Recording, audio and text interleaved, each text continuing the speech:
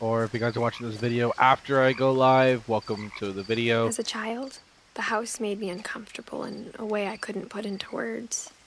We're playing the Remember of Edith Finch. I watched the YouTuber play this a while back. Now, as a 17-year-old, I knew exactly what those words were. And I was afraid of the house.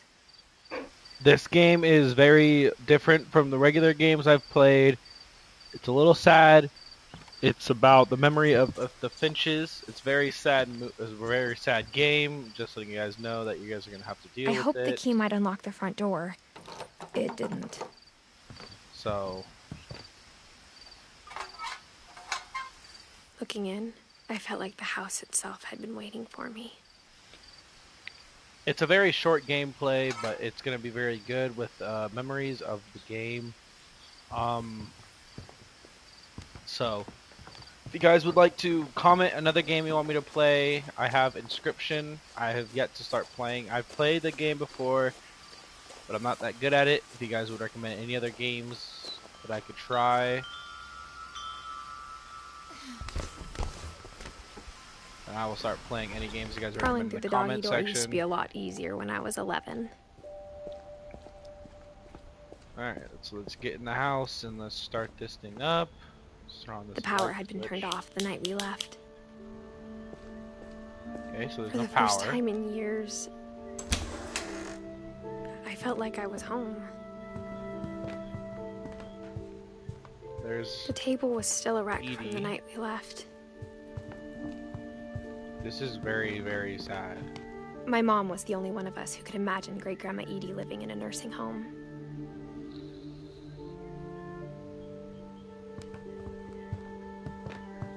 Nothing in the house looked abnormal. There was just too much of it, like a smile with too many teeth.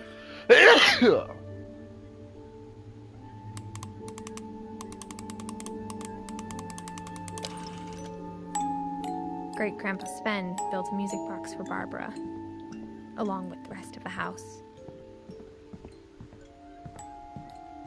Alright, so let's head upstairs. After Milton disappeared, Mom sealed up all the bedrooms.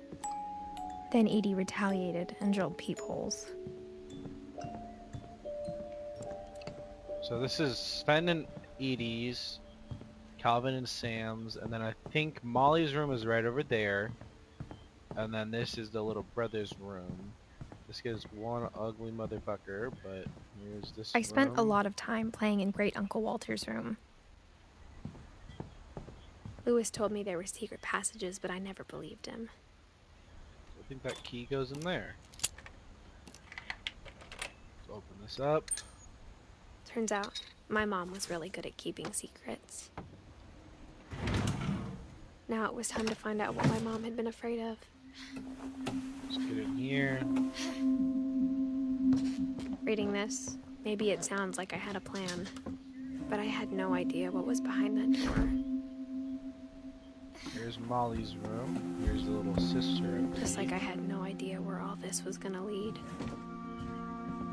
This is Molly. This is a little kid, and she died only at 10 years old. I got the sense Edie had spent a lot of time here before my mom sealed the doors.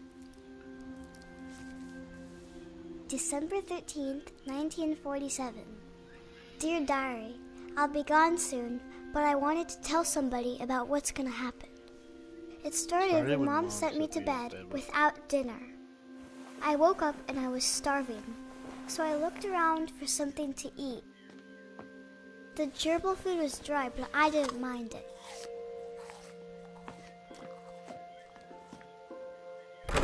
Mom, can I come out now? Sweetheart, it's late. Go to sleep. Go to sleep. It's late.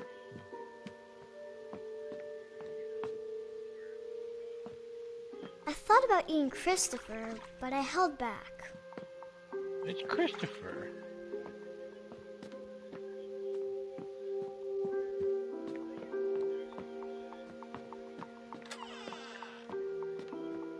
I kept eating and eating.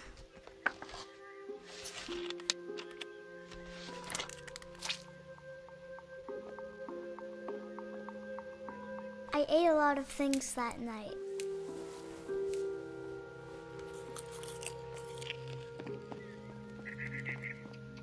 Then I heard chirping outside my window.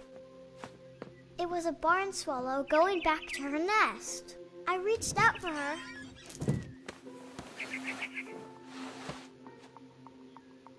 And suddenly, I was a cat.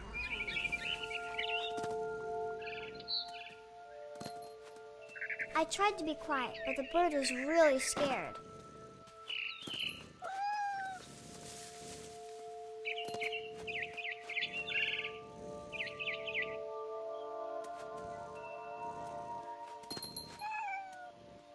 Mom and Dad didn't even look at me.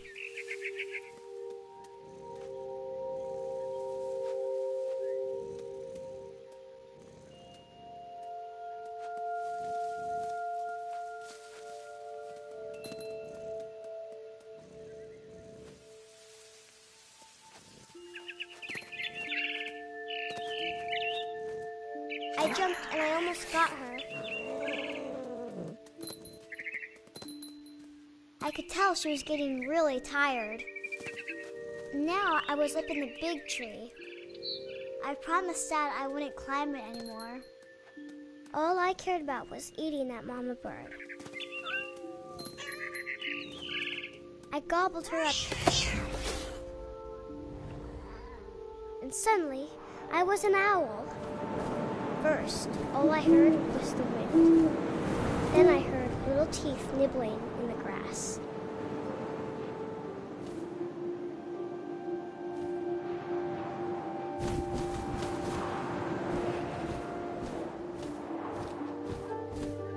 Rabbits.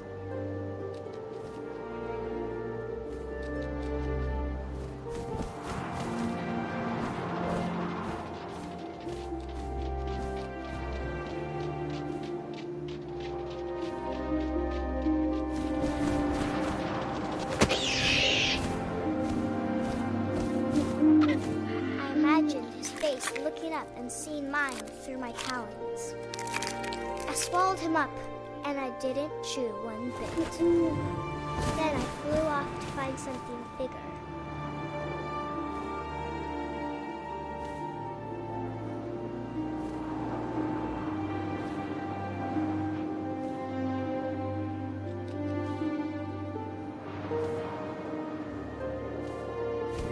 A mama rabbit.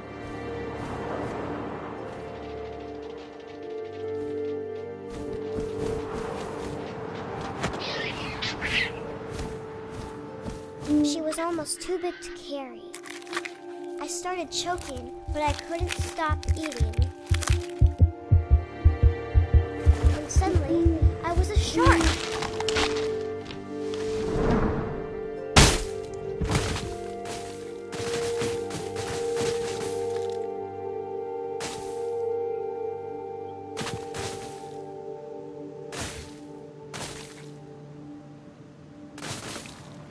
I rolled off a cliff and into the ocean. Now, I was hungrier than ever.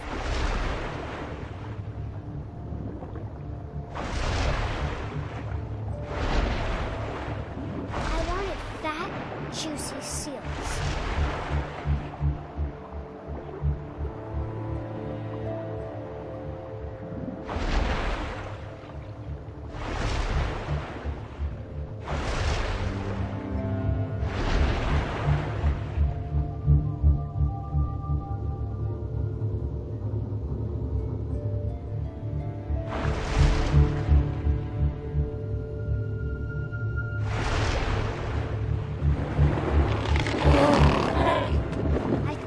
Her flipper, and it tasted really good.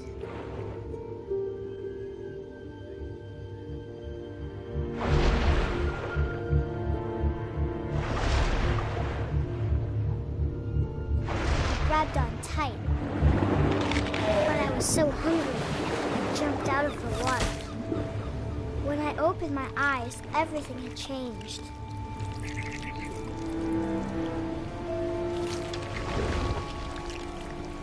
Now I was a monster, and I smelled people everywhere.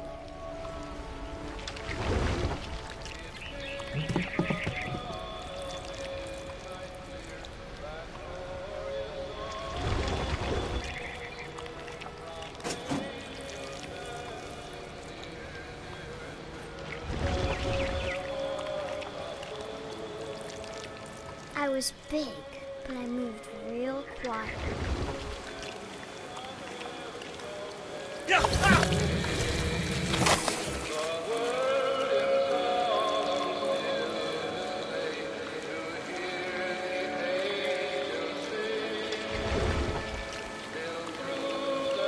I wanted to stop, but also I didn't.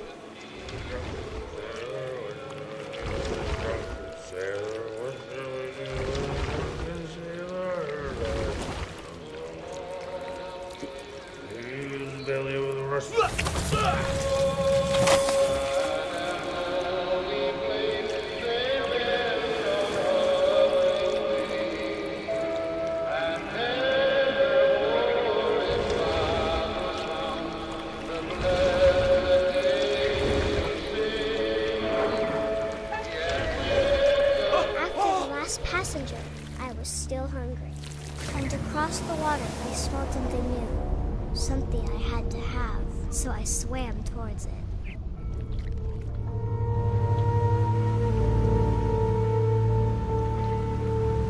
I slithered onto the sand, and the good smell went into an old pipe.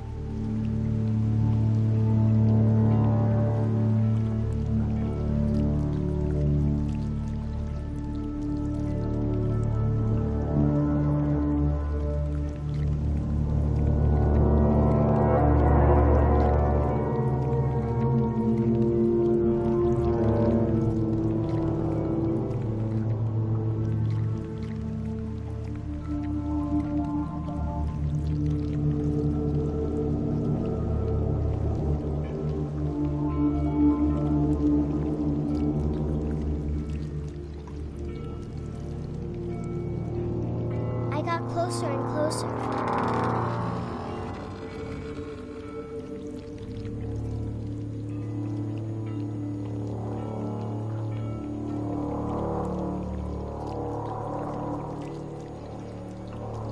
All of my stomach started growling.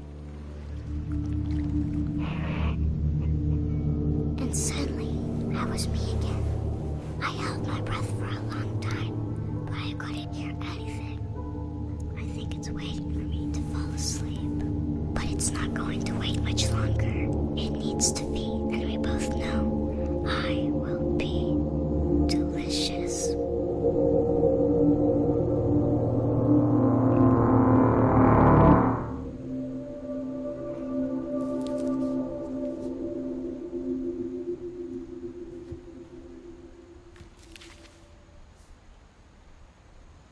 I'm not sure if I believed all of that, but I'm sure Edie would have.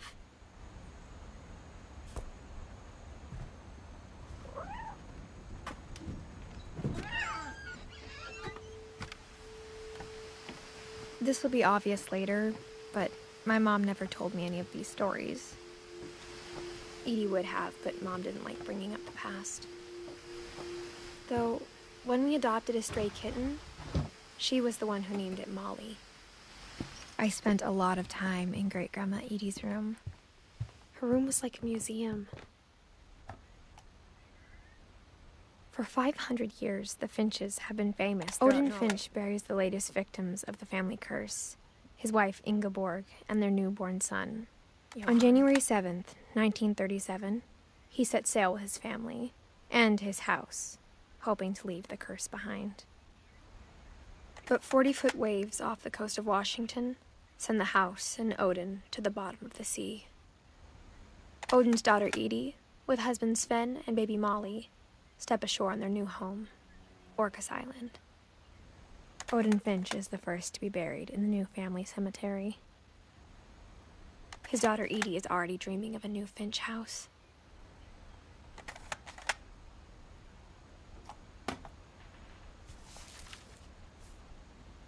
Whatever's wrong with this family, it goes back a long ways.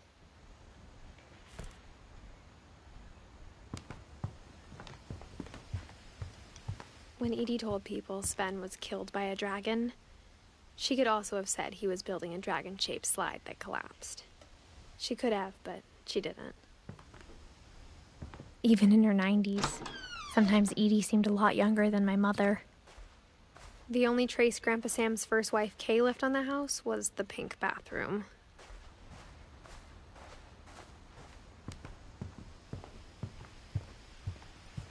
Louis died a week before we left, but Edie had already started to memorialize him.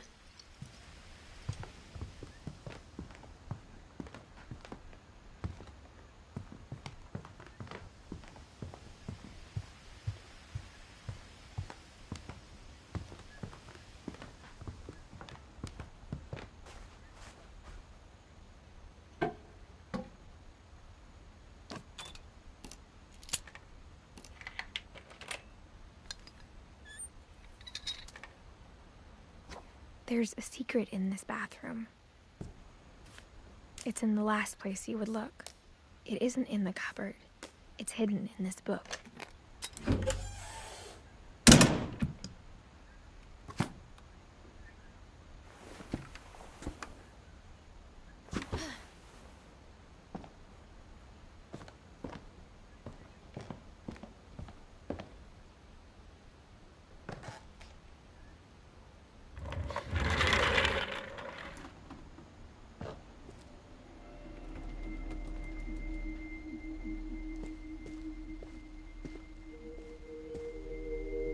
I knew Grandpa Sam had a twin, and that he never talked about him. I guess my grandpa didn't like history any more than my mom did.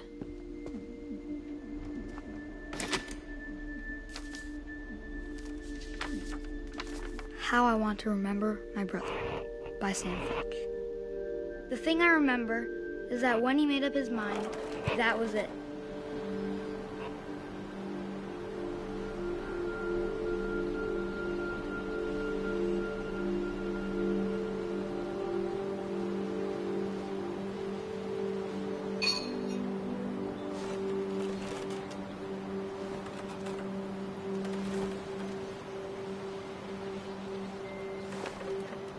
My brother said he'd die before he ate another mushroom, and he did. At Barbara's funeral, we swore we'd never be afraid again, and he wasn't. I think Calvin always wanted to fly.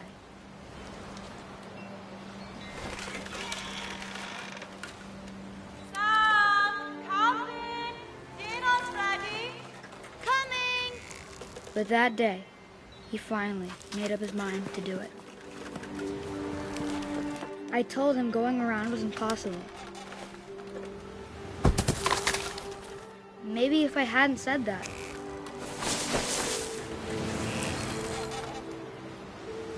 Calvin, I'm not gonna tell you again. Maybe if the wind hadn't picked up, then maybe he'd still be here. But I doubt it. I think he'd already made up his mind. That's what I want to remember about my brother.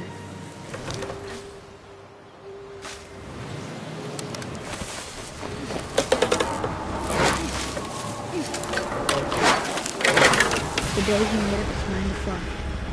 And he did.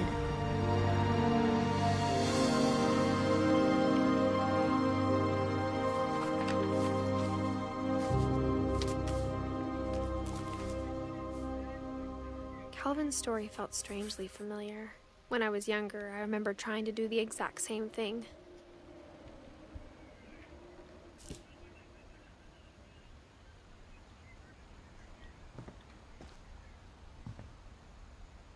After the funeral, Edie roped off Calvin's half of the room.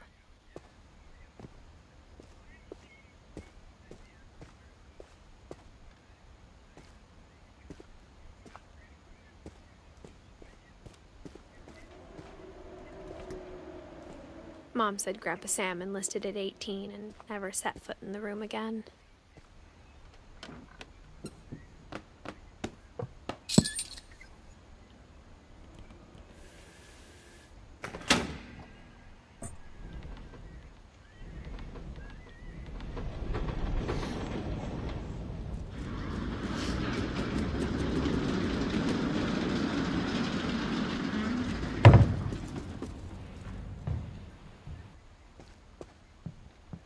The passages were a pretty tight fit. They'd obviously been built for smaller hands and bellies.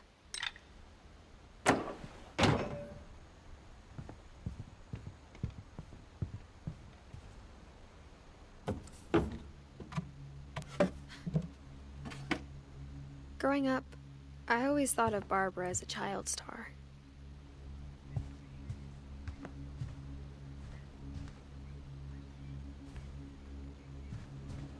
I never thought about how hard it must have been.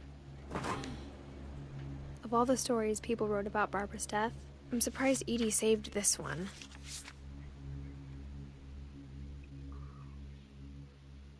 Old Jack here with another ghastly tale inspired by America's most unfortunate family. I'm calling it The Surprise Ending of Barbara Finch. As a child star, Barbara was famous for her scream. Now at 16, she was all washed up, a has-been. But in a lucky break, she'd been asked to perform her signature scream at a local convention for monster movie fans. It was just the boost her career needed. Unfortunately, her scream hadn't aged well. Getting better. I think you just need the right motivation. Her biggest fan and current boyfriend, Rick, was about to demonstrate when... Now that was a great scream. It was Barbara's father, Sven. He'd slipped into a table saw and had to be rushed to the emergency room. So Barbara got stuck babysitting her youngest brother, Walter. Her convention comeback was cancelled. Okay, I'm hearing frustration, but I'm not hearing terror. What if I tried... A gang of hoodlums in Halloween masks have been terrorizing Orcas Island tonight. Police are urging residents to... That came from the basement. You're right! Also, I loved your delivery on that. Why is your basement door locked? Because my dad likes making puzzles and secret passages. There's a key hidden in the music box. The secret is to keep winding and winding until finally the key pops out. Thanks, babe. I'll be back in a sec. 20 minutes later, Rick hadn't returned. So Barbara went to look for him, right on cue. She reached for the music box. And as she wound the key, she listened for Rick, but the house was silent.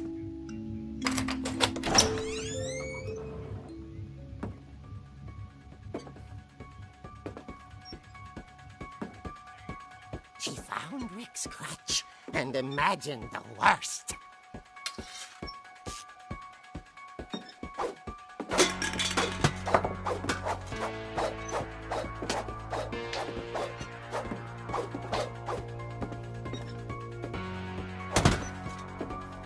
The gang's leader is the infamous Hookman killer, Dr. Carl Hamill, who impaled and then ate his family 10 years ago tonight.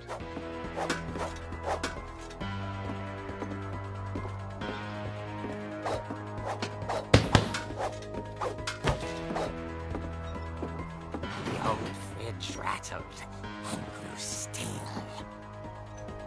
Oh dear! Oh! Rick? Barb, relax. I was just trying to scare you to help you find your scream. Well, I'm not scared, Rick. I'm furious. Then act furious. All I'm getting from you now is that you're hurt and confused and you're... She threw him out, but she kept a little something to remember him by. Barb, have you seen my other crutch? And she was still holding it when she fell asleep watching the late picture show. Hours later... Barbara! Walter, what's going on up there? Ah! Okay, I'm coming up, but if this is a trick, you're dead, Walter.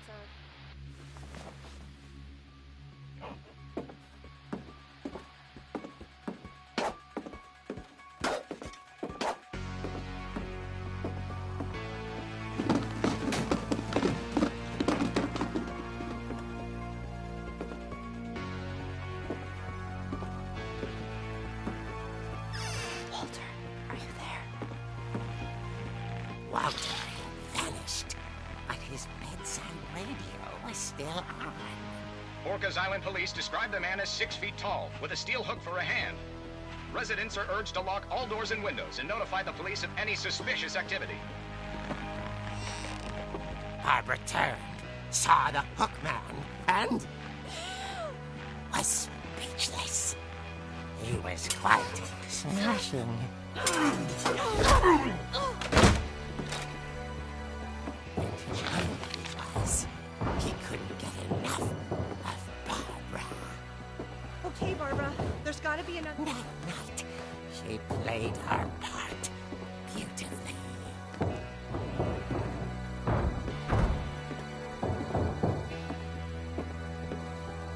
Molly's door hadn't been opened in years. The hinges groaned.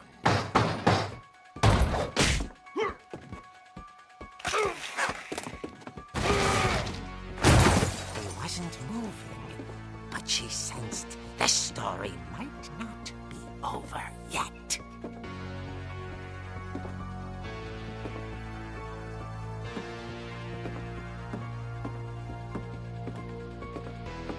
The hookman had vanished.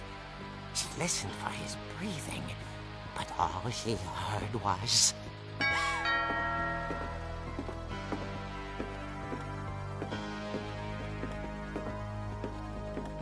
At the door, she heard whispering. It was coming from inside the house.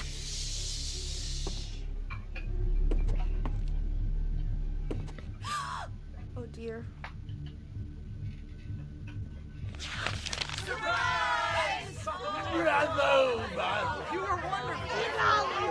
The monsters had come to surprise her. For Barbara, it was a dream come true. Then she saw what kind of monsters they were, and she realized what was about to happen. She was going to be famous. And with her final breath, Barbara Finch gave the performance of her life.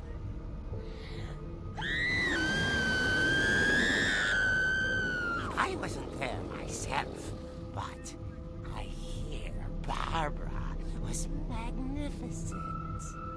Poor girl. She had a taste for stardom.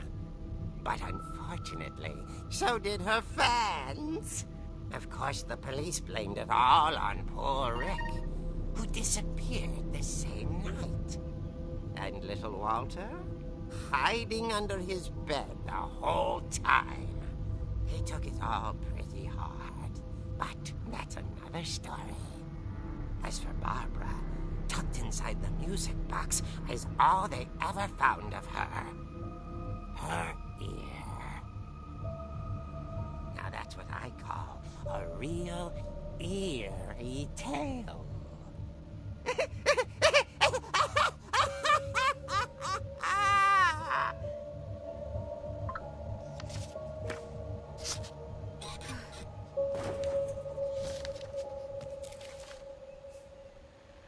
Edie told me all Barbara wanted was to be remembered, as absurd as that comic was.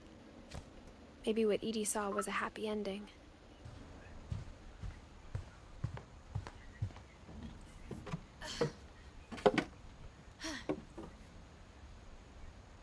I guess now I know why Mom didn't like me playing with the music box.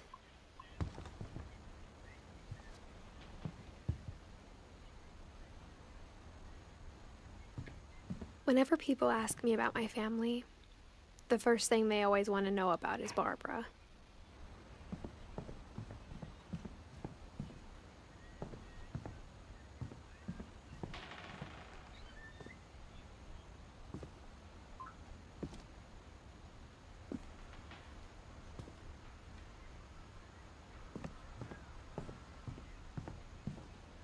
A lot of things got left behind in the whirlwind of that last night.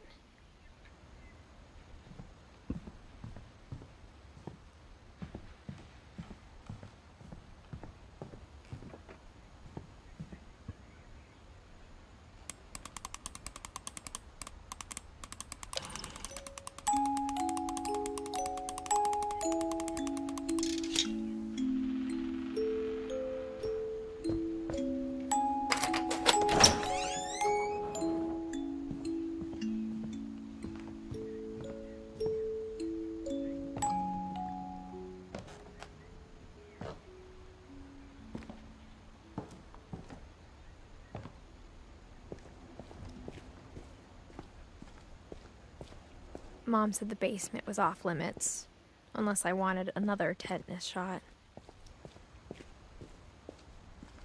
I saw Edie sneak down to the basement once, carrying packages. I thought maybe she was hiding presents. It turned out she was hiding a lot more than that.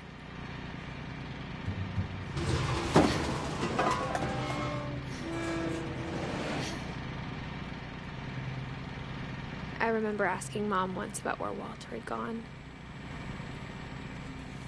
She said after Barbara died, he got as far away as he could. If there's a pattern in all these stories, I think it's that none of us has gotten very far.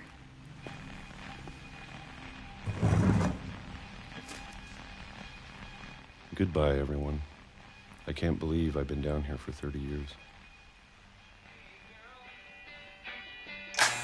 On that first day, after the shaking started, I didn't think I'd survive a week.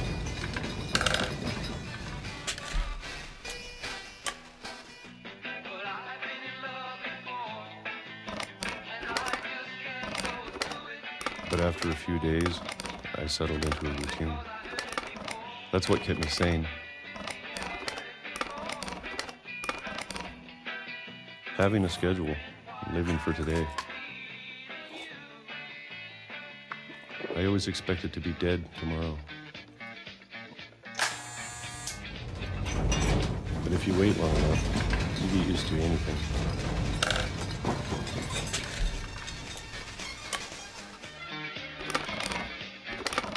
Even a monster on the other side of the door starts to feel normal. Almost friendly.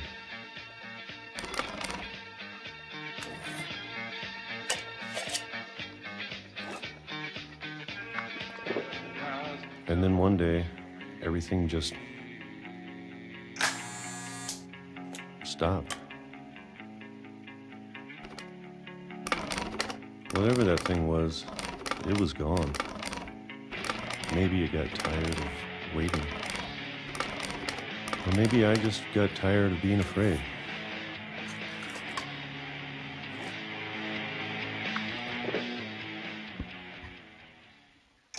It's been a week now, the longest in 30 years. I'm done waiting. I have to leave while I still can.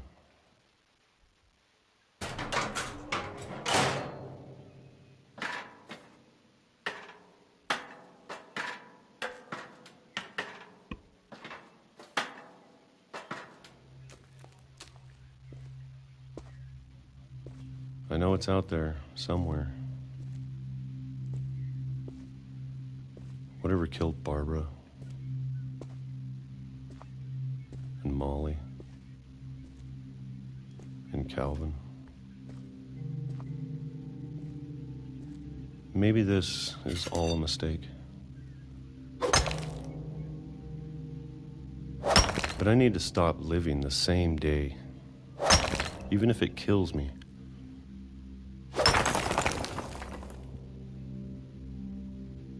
Whatever's out there, I want you to know I'm ready for it. I'm going to appreciate all of it, especially the food. I don't mind if I only have a year left,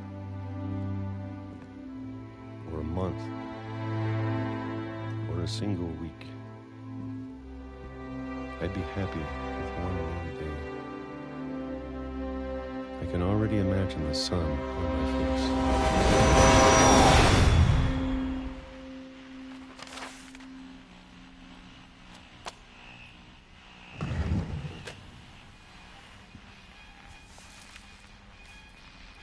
Walter died when I was 6. I can't believe my mom never told me he was down here. I'm sure my mom was trying to protect me.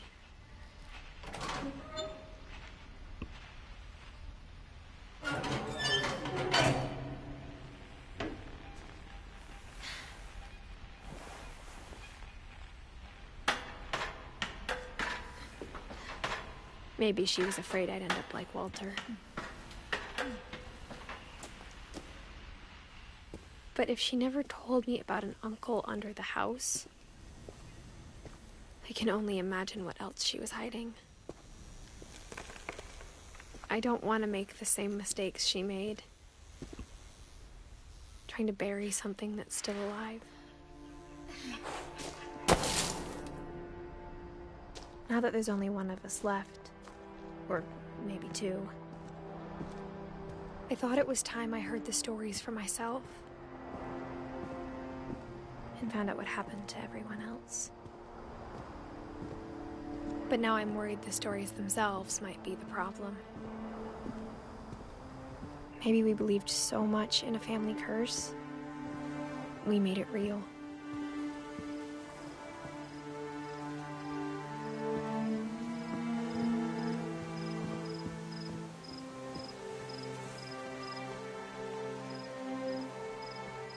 I don't know if I should even be writing this.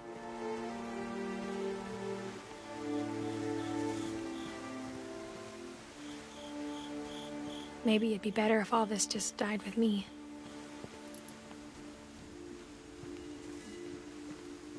But I thought you should know about your family.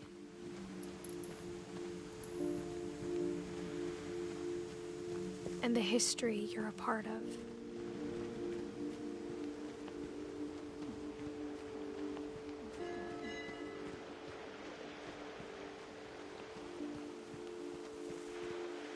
Though to be honest, I feel as lost as you probably do right now.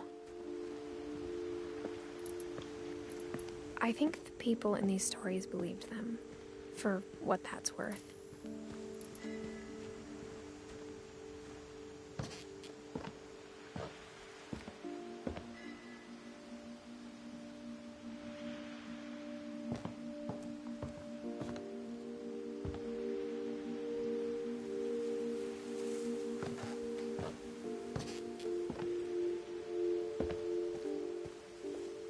And when you look at the house, that history of imagination and stubbornness and madness, any of it seems possible.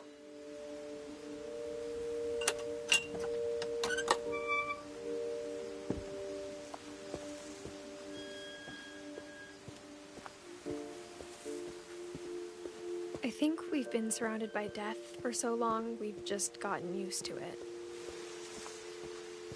What kind of family finishes building a cemetery before starting the house?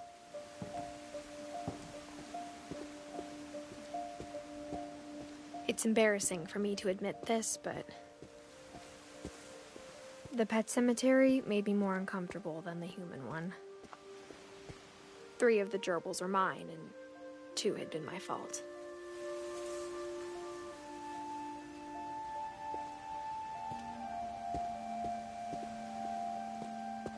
Sven built the house, but it was Edith who designed the cemetery.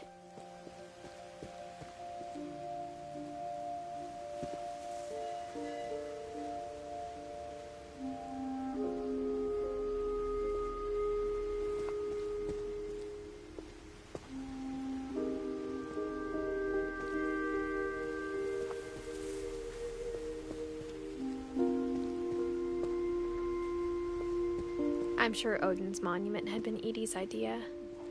My mom was always trying to move on, but for Edie, the past never went away.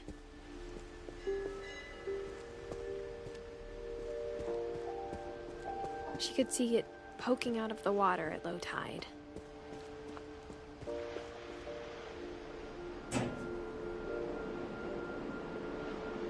Edie said she dreamed about the old house every night.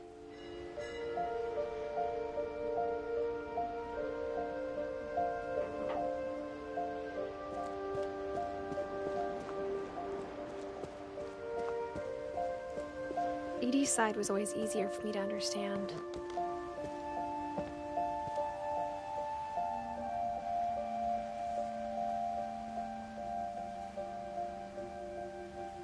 But the older I get, the more I can see where my mom was coming from. Her dad had been pretty strict, but it wasn't enough to save her brothers. She was just trying to do better.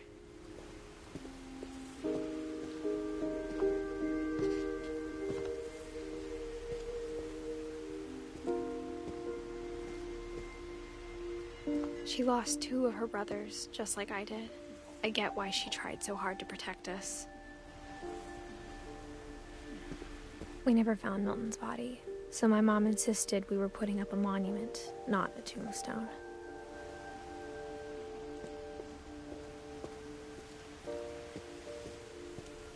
There's so many things I wish I could ask my mom now.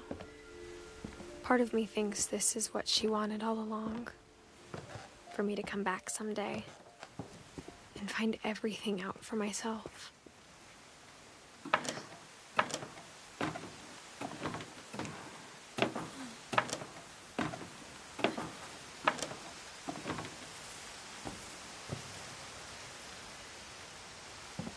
But looking back on it now, if she told me there was going to be so much climbing, I never would have come when I was 22 weeks pregnant.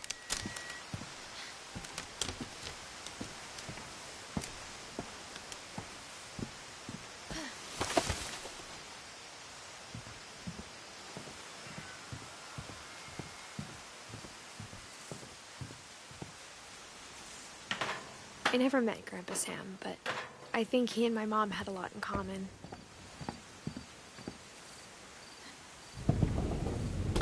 They were both pretty intense.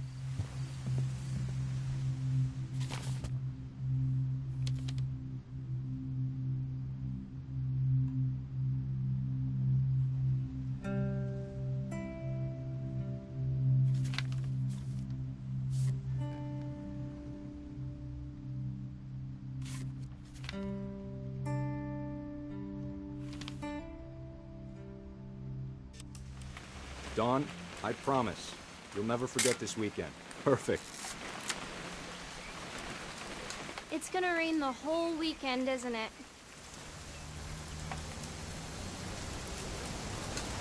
Please just take the damn picture.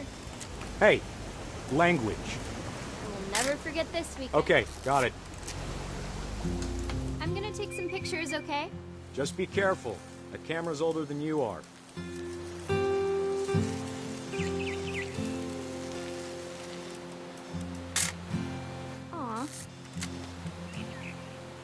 You're right, Dad. It's starting to clear up. Still freezing, though.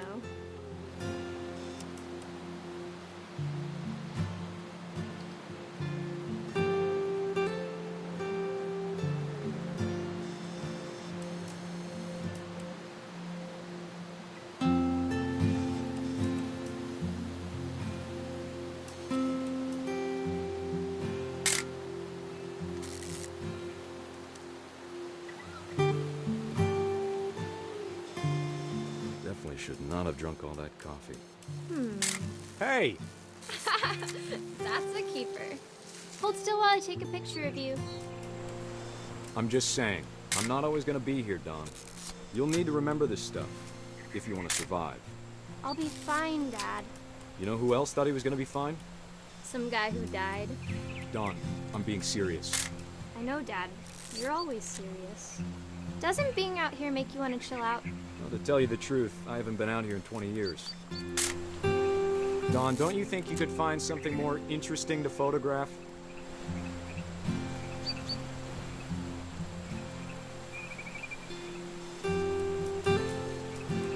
Dad! Good eyes, Dawn. Before you take the shot, let me get a picture of you. Dad,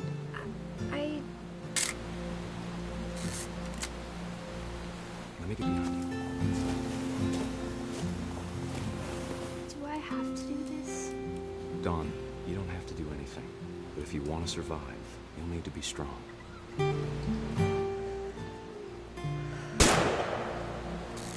Great shot, Dawn!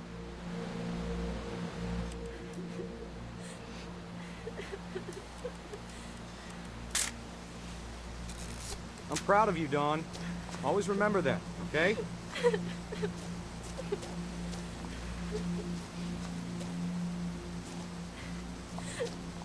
Dad, it's twitching. I think That's it's totally normal, Dawn. Just focus on the camera. Try not to think about— Dad!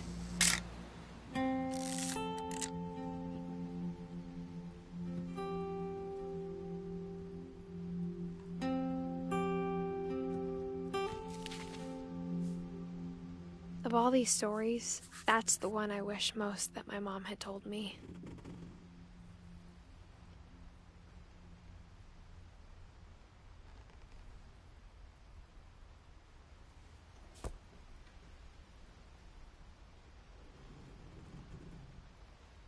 Sam spent his life shooting photos, but Mom said he got nervous being in front of the camera.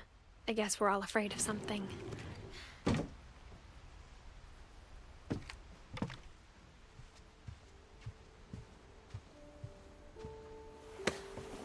After Sam died, my mom and Edie got really close. They'd both lost a lot.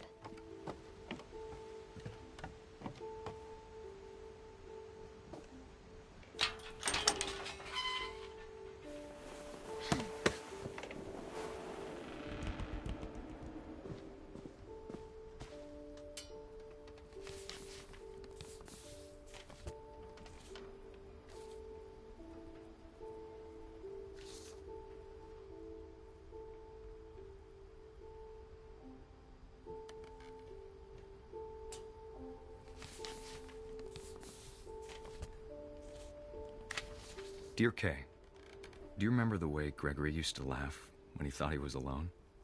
Like something funny was happening, but only he could see it.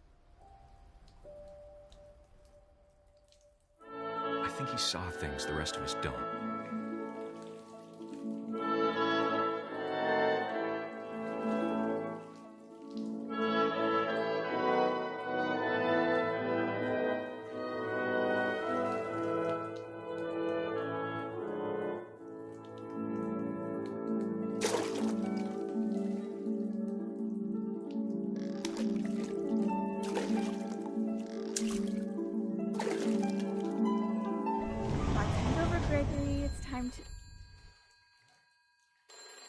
Hold on, sweetie. 5 more minutes. I'm having fun. Hello? Yay. Sam, I told you I don't want to talk right now. I wonder what he saw. What his world was like. Rubber ducky, you're the one. Rubber ducky, rubber ducky.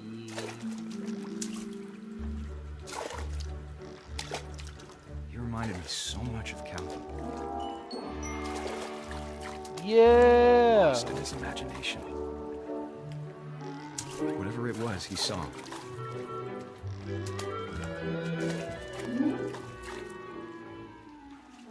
Want the whale. Ugh.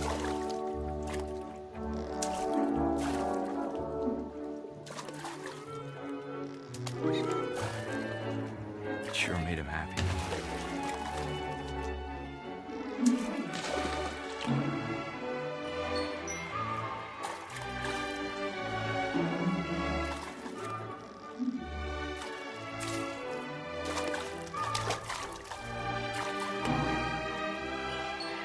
I know how sickening it sounds.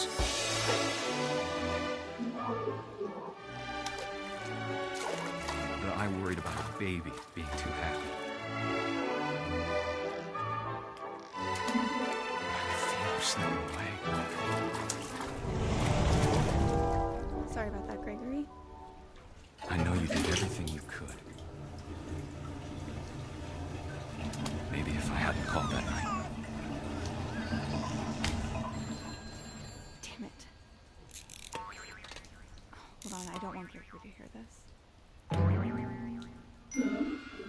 she could have told us. Yeah!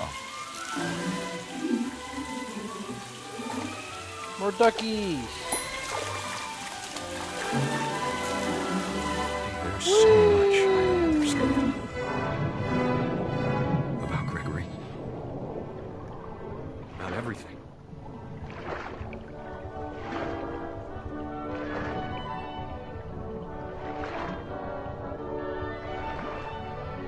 But I know what happened wasn't your fault.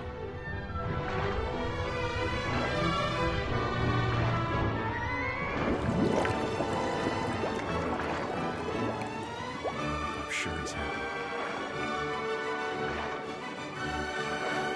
And he'd want you to be happy too. Good luck, Kay. Love, Sam.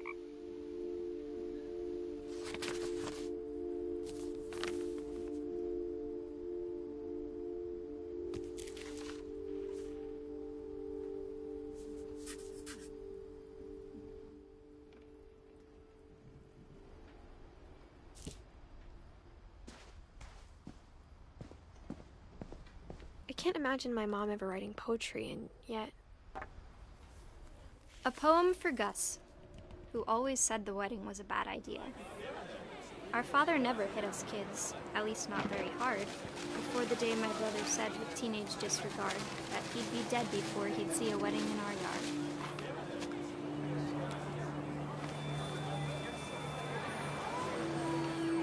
My father made him come, of course, but Gus stood far apart, just flew his kite and bottled up the storm inside his heart.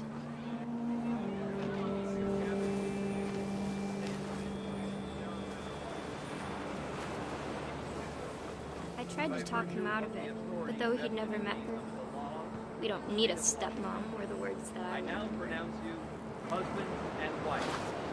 You may kiss the bride.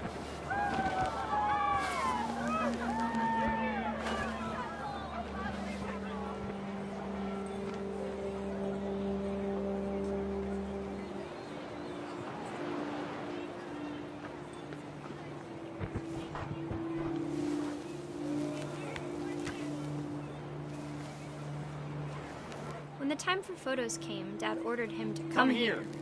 But Gus declined, and as a sign held up his middle finger.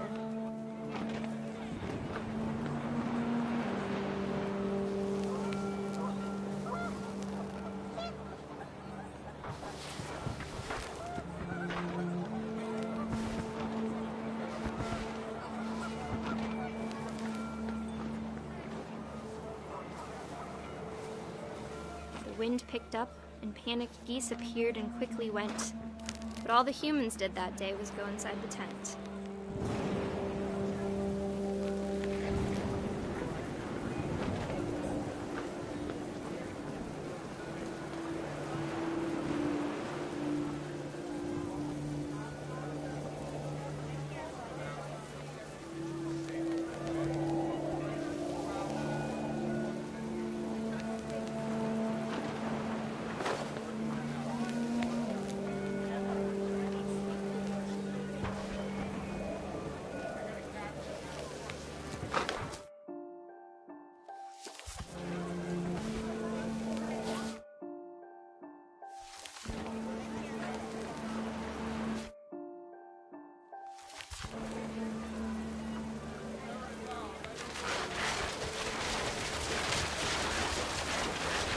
The rain came down in buckets then, but no one seemed afraid that nature might destroy the tent our dad had crudely made.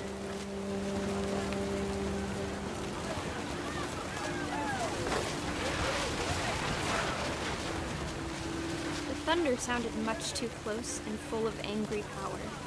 But all my father said to this was, "Make the music louder."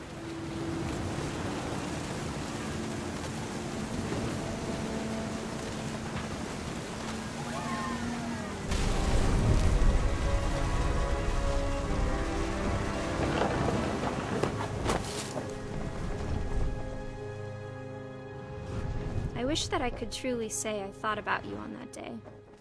Out there on the beach alone, just you, the wind, the sea, and foam. But I didn't, until we found you.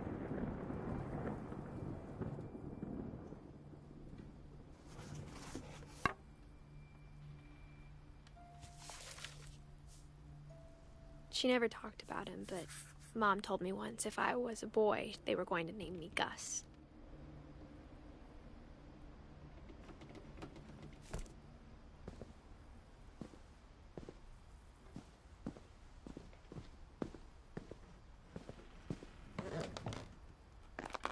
My mom moved up to the loft after her brothers died.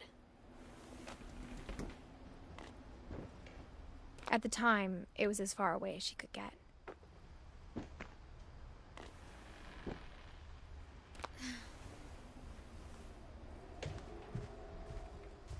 She spent a summer building houses in Calcutta, where she met my dad, Sanjay.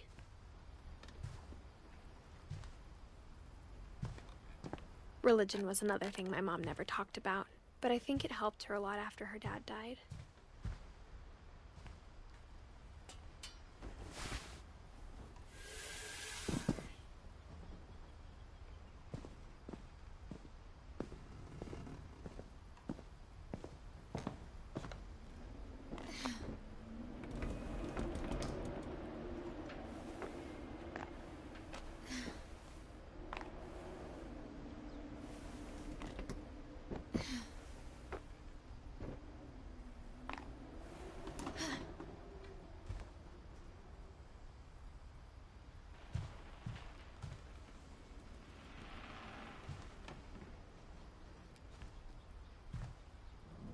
My mom moved to India a week after graduation and got a job teaching English. Louis was born a year later.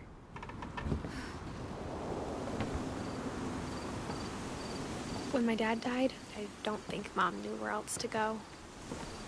I'm sure Edie was happy to have her back. The house had to get a little bigger, but Edie was used to that.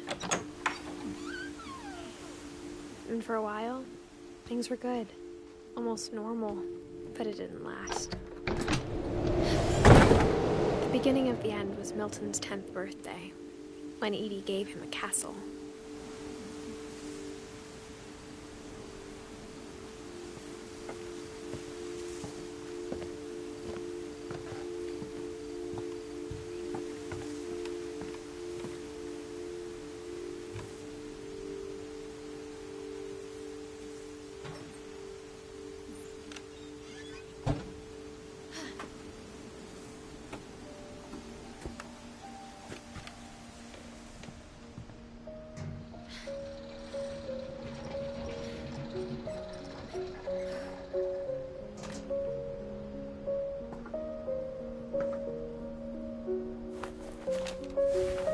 Milton Finch in The Magic Paintbrush.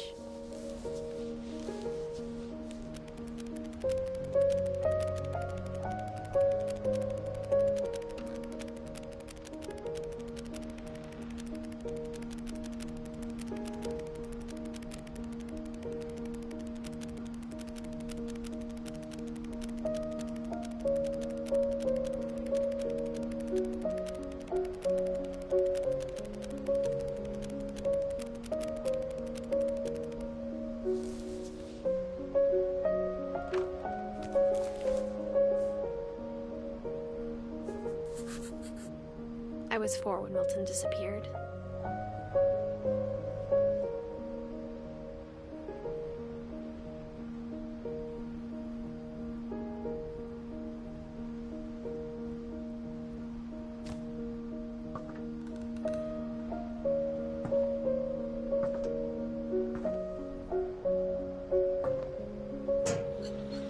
Mom spent months searching for my brother.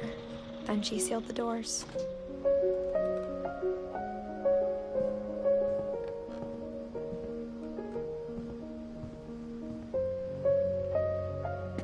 Whatever Milton had found in the house, Mom didn't want it getting out.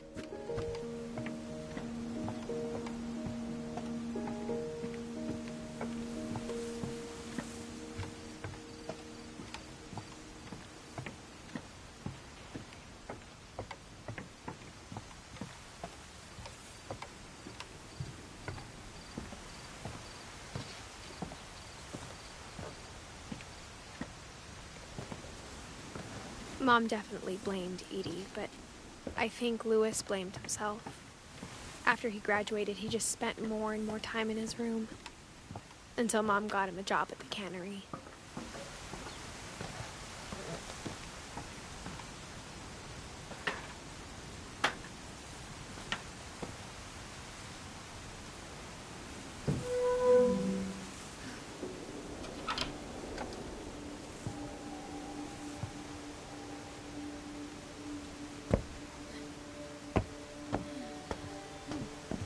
Lewis's room smelled very, very familiar.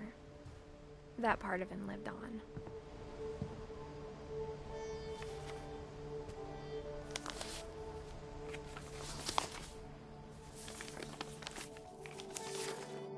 Dear Mrs. Finch, as Lewis's psychiatrist, I can understand your desire for an explanation. As I see it, the trouble began in January, shortly after we convinced your son to seek treatment for substance abuse. Newly sober, I believe Lewis first noticed the monotony of his daily life.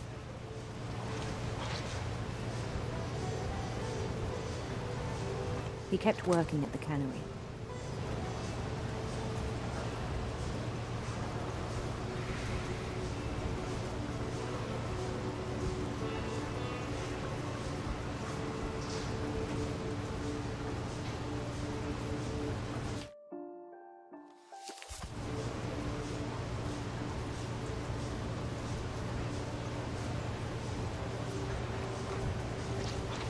But he withdrew part of himself. In our sessions, I saw the same behavior. His mind began to wander. I asked him to describe it. He said he started small, imagining a labyrinth. He'd feel his way about. Then something moved. Bats. And toads. And things that have not names. He knew it was all in his head. But he took it very seriously. I had hoped he'd find himself.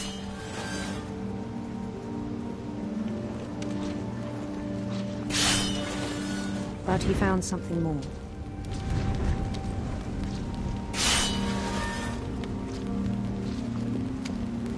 I worried about him then. Daydreaming at the cannery. I spoke with his boss. But he said Lewis had become a model employee. Methodical, tireless, focused. Like a whole new Lewis. So I let him go on.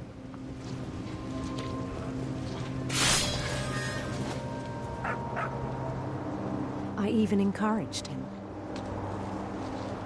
It seemed very promising at first. He told me he'd made a new friend.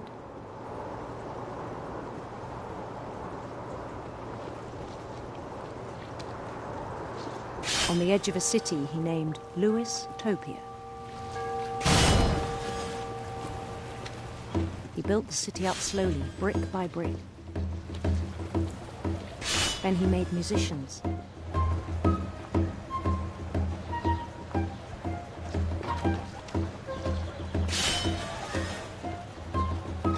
And songs for them to play. He talked about starting a band. And he was always humming something. Every day his imagination grew stronger.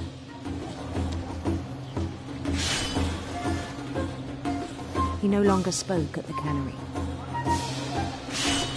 But his chopping was as reliable as ever. Then one day it struck him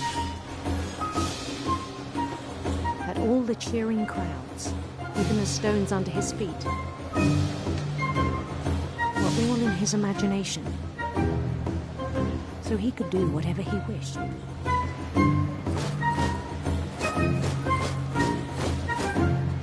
He held an election for mayor. And he won.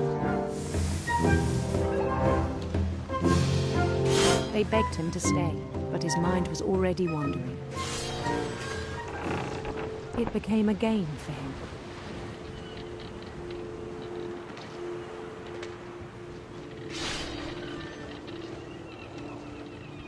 He'd conquer a city, then immediately push on. New Louisville.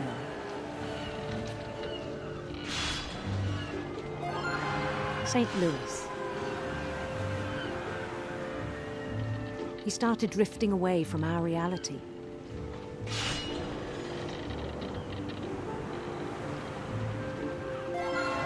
Minneapolis, until one day he forgot to go home from the cannery. Even as his mother pleaded with him, part of Louis kept sailing on.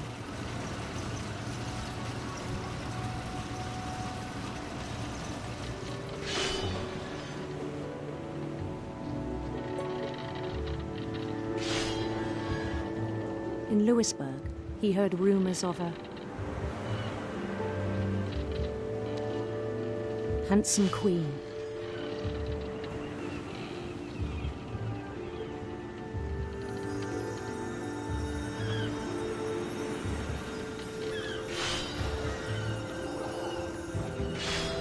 The queen was on her own quest for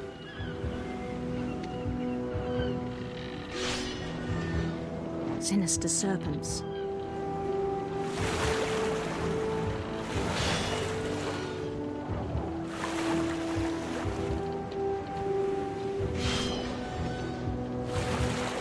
He followed the sound of her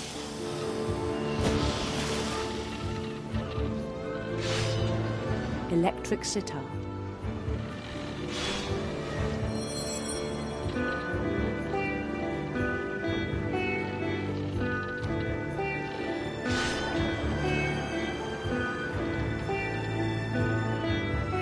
His chase led him to a golden palace east of the sun and west of the moon. Even then, his logic remained sound. He knew the world was all in his imagination.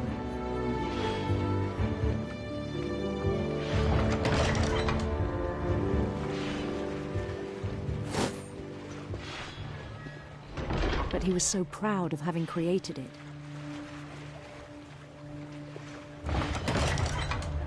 In his own eyes, he'd become something greater than a king.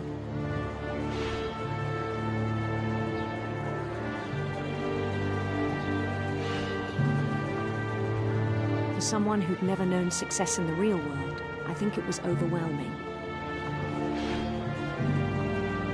And then it struck him that the real Louis was not the one chopping salmon, but the one climbing the steps of a golden palace.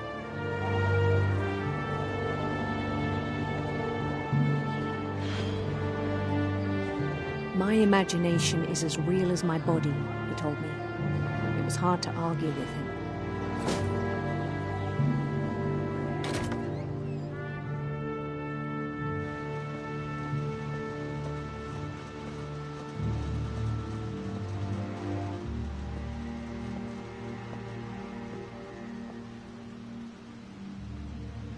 He began to forget the world we know.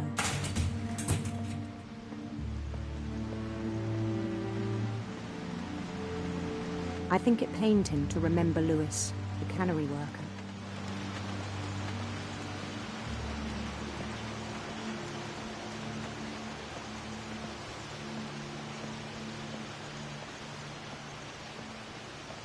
He began to despise the man with a royal contempt.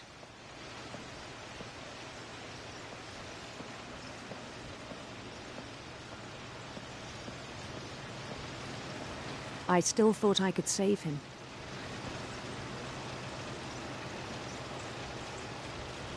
Even after he said he was being crowned king over all the lands of wonder.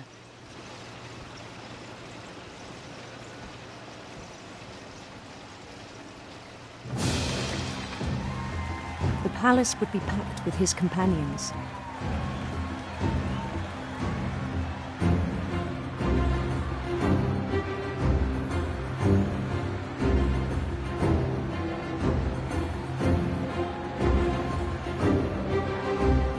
wise Calico who'd insisted on inviting him.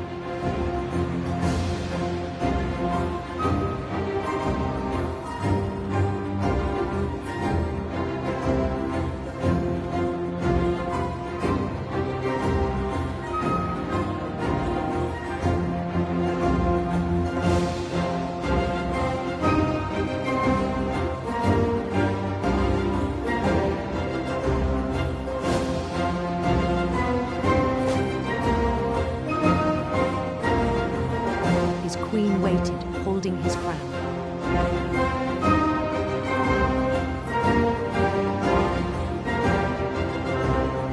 There was only one thing left to do.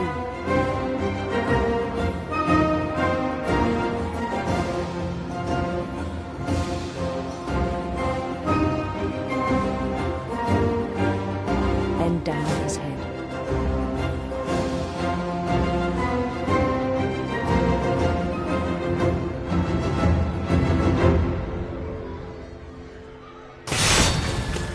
I think you know. Mrs. Finch, your son was a kind man who will be missed by all of us who knew him.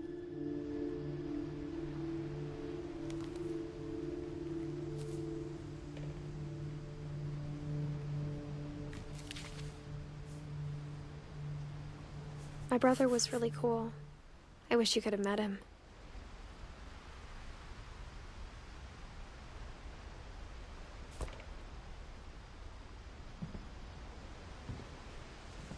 Lewis and I spent a lot of time playing games together, but he was surprisingly bad at them. He died a lot.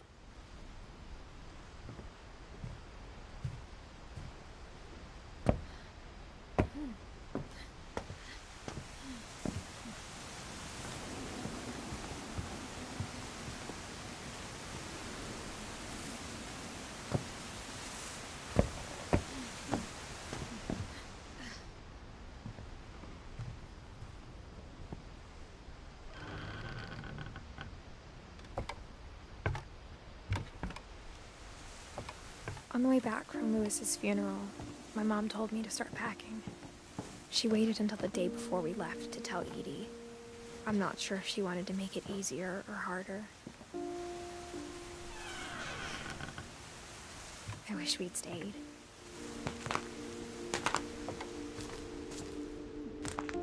But I understand why we left.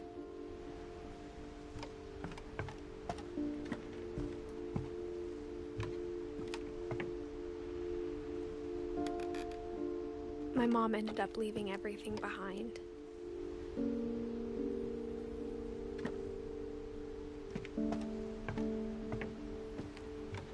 What happened that night had been coming for a long time. Maybe it should have come sooner.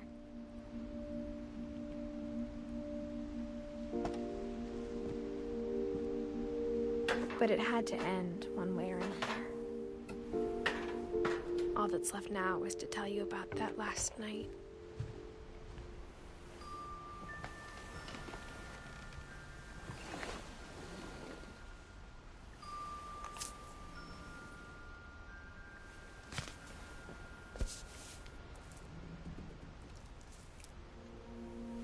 That whole last day, Edie just watched us pack and didn't say a word.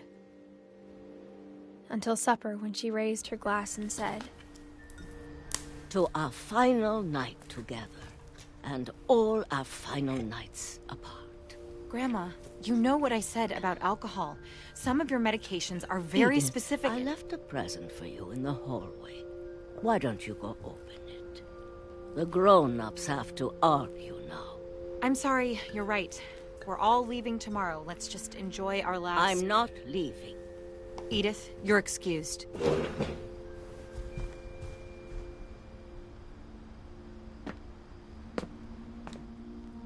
The power had been shut off that morning, but Edie always had plenty of candles. When my mom sealed the library, I don't think she knew about the other entrance. Or that Edie had a key to it.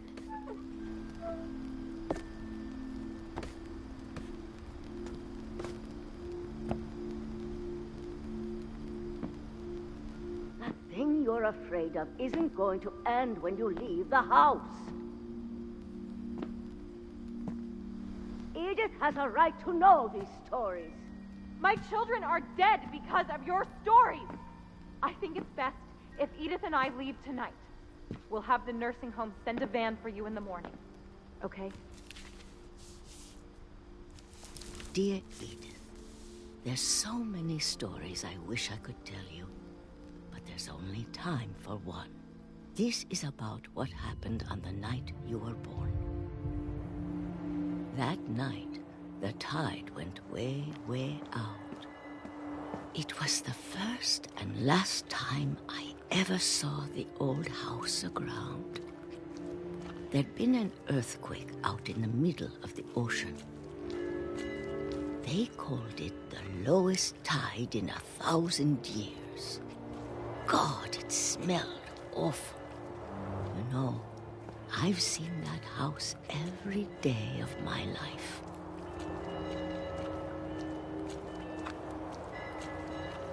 But I never thought I'd go back to it. When the fog rolled in, I lost my way.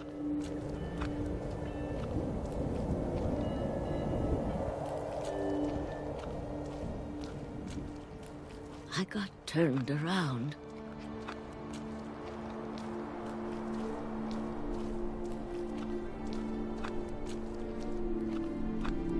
I started seeing things.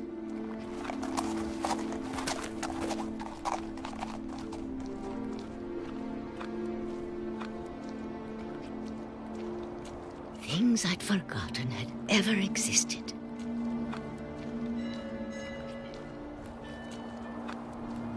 When I saw them, they felt like old friends.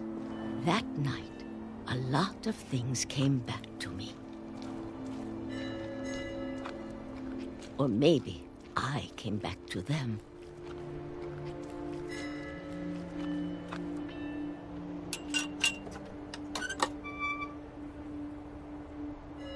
Things I can't explain, but that I need you to try and... Edith! What are you doing in here? It's mine. Edith! Mom, you're gonna rip it! Let go!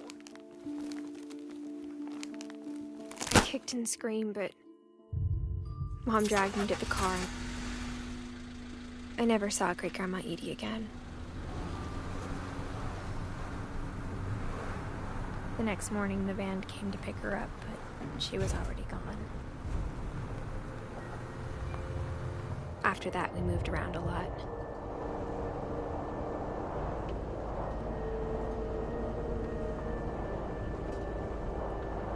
We both tried to make the best of it.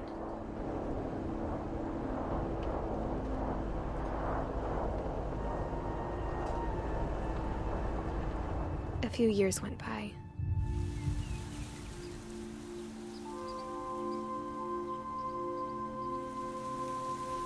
My mom didn't like to talk about it.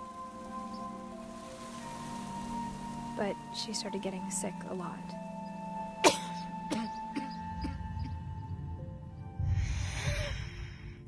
She got better for a while, and then she didn't. And then I was alone. The last Finch left alive.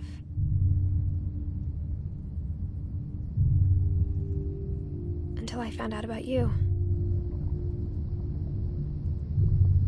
I'm still not sure what to tell you about all this. If we lived forever, maybe we'd have time to understand things. But as it is, I think the best we can do is try to open our eyes. And appreciate how strange and brief all of this is.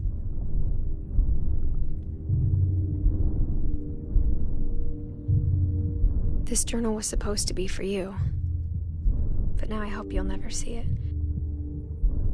I just want to meet you. And tell you all these stories myself.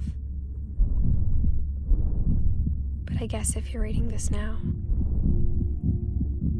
things didn't work out that way.